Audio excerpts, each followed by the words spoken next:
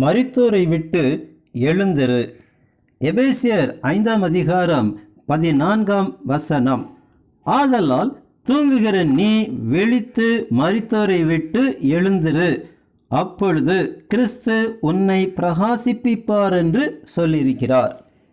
தூங்குகிற நீ என்று இந்த வசனம் ஆரம்பிக்கிறது. அநேக விசுவாசிகள் ஆவிக்குரிய தூக்கத்தில் இருக்கிறார்கள்.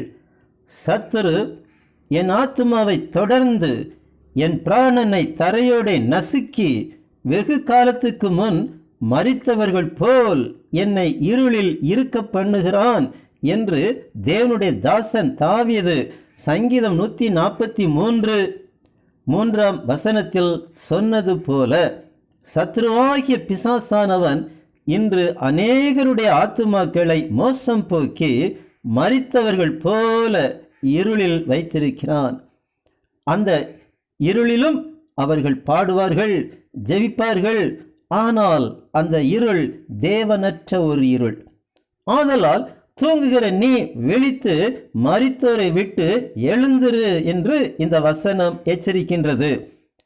இயேசு கிறிஸ்து லூக்கா 15ஆம் அதிகாரத்தில் சொன்ன ஒரு உவமையில் அந்த இளைய மகன் பன்றிகள் தின்கிற தவிட்டினாலே தன் வயிற்றை நிரப்ப ஆசையாயிருந்தான். அந்த அளவிற்கு அவன் மரித்தவன் போல ஒரு இருளில் இருந்தான்.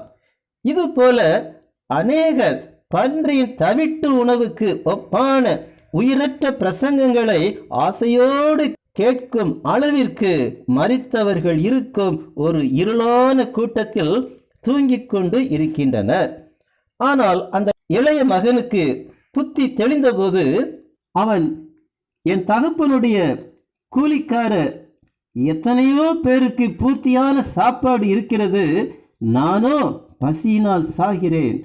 நான் எழுந்து என் தகப்பனிடத்திற்கு போய், தகப்பனே, பரத்துக்கு விரோதமாகவும் உமக்கு முன்பாகவும் பாவம் செய்தேன் என்று சொல்லி இருளை விட்டு அவன் எழுந்தது போல நாம் எழுந்திருக்க வேண்டும் என்று கர்த்தர் கட்டளையிடுகிறார்.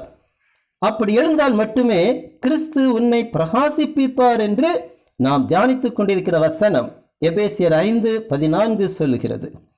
இன்று விசுவாசிகள் இருக்கும் அநேகம் இடங்கள் பிசாசுக்குரிய இருள் சூழ்ந்த ஸ்தலங்களே. அந்த ஸ்தலங்கள் பேய்களுடைய குடியிருப்பு என்று வெளிப்படுத்தின விசேஷம் 18ஆம் அதிகாரம் 2ஆம் வசனம் சொல்லுகிறது. அங்கே அசுத்தங்களும் வேசித்தனங்களும் அத்துடன் மிகுந்த செல்வங்களும் அங்கே அநேகம் ஐஸ்வர்யவான்களும் இருப்பார்கள் என்றும் அதற்கு அடுத்த வசனமான வெளிப்படுத்தின விசேஷம் 18ஆம் அதிகாரம் 3ஆம் வசனம் சொல்லுகிறது. கர்த்தருடைய ஜனங்கள் அவர்களோடு ஐக்கியப்பட்டு அவர்களுடைய பாவங்களுக்கு உடன்படாமல் அந்த ஸ்தலங்களை விட்டு வெளியே வாருங்கள் என்றும், ஏனெனில் சீக்கிரமாய் அந்த இடங்களுக்கு வாதைகள் உண்டாக போகிறது என்றும் கர்த்தர் சொல்லுகிறதை அதற்கு அடுத்த வசனம் வெளிப்படுத்தின விசேஷம் 18ஆம் அதிகாரம் 4ஆம் வசனத்தில் வாசிக்கிறோம். அநேகர் தாங்கள் ஆவிக்குரிய ஜீவியம் சரியாய் செய்கிறோம் என்று நினைத்து கொண்டிருக்கின்றனர். ஆனால் கர்த்தர் சொல்லுகிறார், நீ உயிருள்ளவன் என்றும் பெயர் கொண்டிருந்தும் செத்தவனாயிருக்கிறாய். நீ விழித்து கொண்டு சாகிறதற்கு ஏதுவாயிருக்கிறவைகளை சிறப்படுத்து, உன் கிரியைகள் தேவனுக்கு முன் நிறைவுள்ளவைகளாக நான் காணவில்லை என்று கர்த்தர் எச்சரிப்பதை வெளிப்படுத்தின விசேஷம் 3ஆம் அதிகாரத்தில் 1 மற்றும் 2ஆம் வசனங்களில் வாசிக்கிறோம்.